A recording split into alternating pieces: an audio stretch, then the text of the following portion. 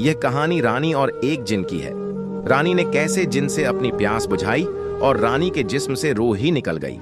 कहानी को मुकम्मल सुने, मजा आएगा। तो चलिए कहानी का आगाज करते हैं। बहुत वक्त पहले एक वसीया और ताकतूर रियासत थी जिसका नाम काम राजिया था। यह रियासत अपनी खुशहाली और शान और शौकत के लिए मशहूर थी। सोने से जड़े महल, हरे भरे जंगलात और दौलत व सुकून की भरमार, ये सब उसे एक परियों की कहानी जैसा बनाते थे। लेकिन इस रियासत की सबसे बड़ी शान उसकी रानी थी, रानी समर्धी। वो इतनी हुसैन थी कि उसकी खूबसूरती का मुआजना जन्नत की हूरों से किया जाता था।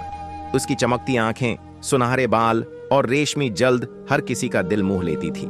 लेकिन उसकी असल ताकत उसकी जहानत और सियासी फहम में थी।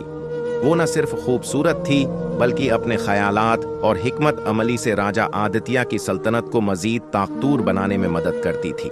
मगर रानी समर्धी की जिंदगी इतनी खुशहाल न थी जितनी वो बाहर से नजर आती थी। राजा आदित्य एक मेहनती और इंसाफ पसंद हुक्मरान था, लेकिन अपनी सल्तनत की जिम्मेदारियों में इतना मसरूफ था कि वो अपनी बीवी को वक्त न दे पाता। रानी की जिंदगी में एक अजीब सा खला था। महल में हर ऐश व आराम मौजूद था, लेकिन रानी को वो हकीकी खुशी नहीं मिल रही थी जिसकी उसे तलाश थी। हर रात वो अपनी खिड़की से बाहर तारीक आसमान को देखती और अपनी अधूरी ख्वाहिशों के बारे में सोचती। महल के खादिम भी उसकी आंखों में छिपे दर्द को समझते थे, लेकिन कोई कुछ कहने की हिम्मत नहीं करता था। एक दिन रानी ने महल से बाहर जाने का फैसला किया। वो अपनी बहन राजकुमारी नीना के साथ जंगल की सैर पर गई। नीना रानी की वाहद दोस्त थी, जिसके सामने वो अपना दिल खोलकर सब कुछ कह सकती थी।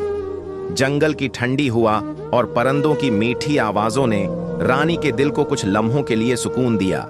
लेकिन अचानक उनकी नजर एक बूढ़े साधु पर पड़ी जो दरख्त के नीचे ध्यान में बैठा था। रानी ने साधु से पूछा, ए साधु, तुम कौन हो और इस सुनसान जंगल में क्या कर रहे हो? साधु ने अपनी आंखें खोलें और आहिस्ता से कहा, ए रानी, मैं यहां नहीं बल्कि तुम्हारे अंदर की बेचैनी को देखने आया हूं। तुम्हारी आंखें जो कहती हैं वो तुम्हारा दिल नहीं समझ पाता। रानी समर्धी साधु के अल्फाज से हैरान रह गई। वो रक गई और उसकी बहन नीना भी घबरा गई। तुम मेरे दिल के बारे में इतना सब कैसे जानते हो? रानी ने शक से पूछा। साधु ने हल्की सी मुस्कुराहट के साथ कहा, मैं आम इंसान नहीं हूं। मैं इन रूहों की आवाजें सुन सकता हूं जो अधूरी ख्वाहिशों में कैद रहती हैं। तुम जो चाहती हो वो तुम्हें कभी नहीं मिला और अब तुम इससे भागने के लिए तैयार हो। ये सुनकर रानी को लगा जैसे साधु उसकी रूह के अंदर झांक रहा है। उसने अपने गुरूर को छुपाते हुए कहा, अगर तुम सब कुछ जानते हो तो बताओ, मेरी उस बेचैनी का हल किया है। साधु ने अपनी झोली से एक चमकदार चराग निकाला। वो चराग पुराना लग रहा था, लेकिन उसकी सतह है पर एक अजीब सी चमक थी, जैसे वो कोई राज छिपा रहा हो। ये जादुई चराग है, साधु ने कहा। ये तुम्हारी हर ख्वाहिश पूरी करेगा, लेकिन याद रखो, हर ख्वाहिश की एक कीमत है। रानी के चेहरे पर तजस्सुस और लालच अभर आया। उसने पूछा, ये कीमत क्या है? साधु ने गंभीर आवाज में जवाब दिया, तुम्हारी रूह का एक छोटा हिस्सा।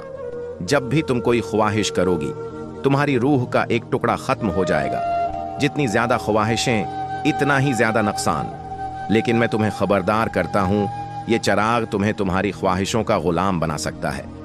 रानी ने साधु की बात सुनी, लेकिन उसकी ख्वाहिशें इतनी गहरी थीं कि उसने खबरदार करने वाली बात को नजरअंदाज कर दिया। उसने चराग लिया और कहा, मैं तैयार हूं।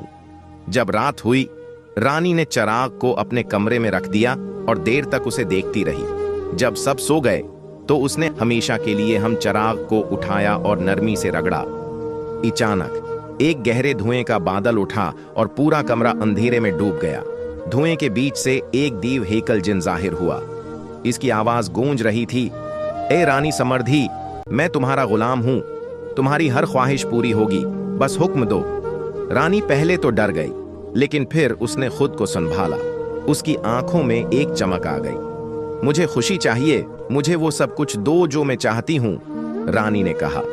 जिन ने अपनी ताकतों का इस्तेमाल किया। अचानक कमरे में सुनहरी रोशनी फैल गई। रानी को महसूस हुआ कि उसकी अंदरूनी ख्वाहिशें पूरी हो रही हैं। वो एक गहरी खुशी में खो गई। लेकिन अगली सुबह जब वो उठी तो उसे अपने अंदर एक अजीब सा खला महसूस हुआ। इसकी रूह का एक हिस्सा जैसे गायब हो चुका था। इसने उसे नजरअंदाज कर दिया और फिर से चिराग को रगड़ा। रानी ने बार बार चिराग का इस्तेमाल करना शुरू कर दिया। उसने जिनसे दौलत, ऐश व आराम और हकीकी खुशी मांगी, लेकिन हर ख्वाहिश के साथ उसकी रूह का एक हिस्सा खत्म होता गया। कुछ वक्त बाद रानी ने एक आखिरी ख्वाहिश की। मुझे हमेशा की जिंदगी चाहिए, मैं कभी न मरूं और हमेशा जवान रहूं। जिन ने संजीदगी से कहा, यह ख्वाहिश तुम्हारी बाकी है, रूह को भी खत्म कर देगी। तुम अमर तो हो जाओगी, लेकिन रूह के बगैर एक खाली जिस्म रह जाओगी। क्या तुम तैयार हो? लालच में अंधी रानी ने बगैर सोचे कहा, हाँ मैं तैयार हूं। जिन ने अपनी ताकत का इस्तेमाल किया। अचानक एक गहरा अंधेरा कमरे में फैल गया।